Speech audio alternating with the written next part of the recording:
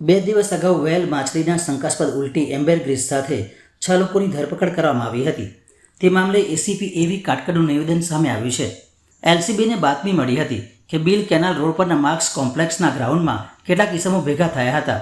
Checking કરતાં તેમની પાસેથી વ્હેલ માછલીની ઉલટી, જેને એમ્બરગ્રીસ કહેવાય છે, તે મળી આવ્યું હતું. હાલ આ પદાર્થ શંકાસ્પદ છે, જેને ખરાઈ મામલે એફએસએલની મદદ લેવાઈ છે. 5 કિલો એમ્બરગ્રીસની કિંમત 1 કરોડ 58 લાખ થાય છે. એમ્બરગ્રીસનો ઉપયોગ અત્તર અને ચાઇનીઝ દવા બનાવવામાં થાય છે. આ મામલે એસીપી એવી કાટકડનું નિવેદન સામે આવ્યું છે.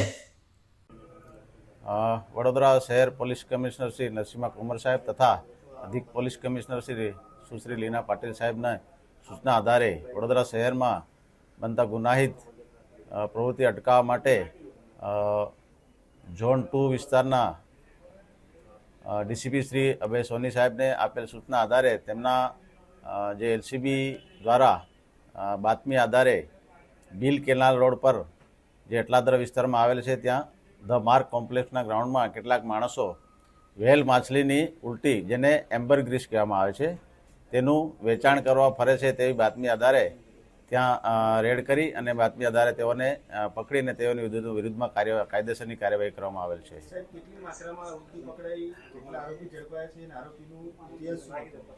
એમ્બરગ્રીસ જે છે એ 5 કિલો ને 292 ગ્રામ જેટલો છે, જેની કિંમત 1 કરોડ 58 લાખ ને 76 હજાર જેવી થાય છે.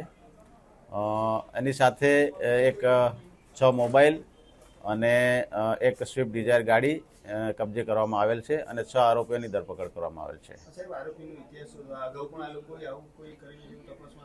હાલ સુધીની તપાસમાં એવું જાણવા મળેલ નથી. મુખ્ય જે આરોપી છે વ્રજ દવે કરીને, એની તપાસ હાલમાં ચાલુ છે.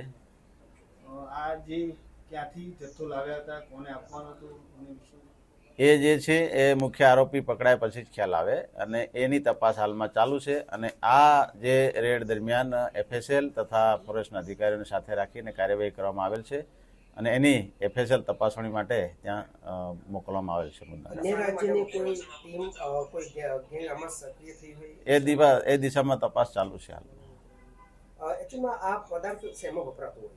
આ પદાર્થ જે છે એ અત્તરમાં અને ચાઇનીઝ દવામાં વપરાય છે એવું આ પ્રાથમિક દ્રષ્ટિએ જાણવા મળે છે.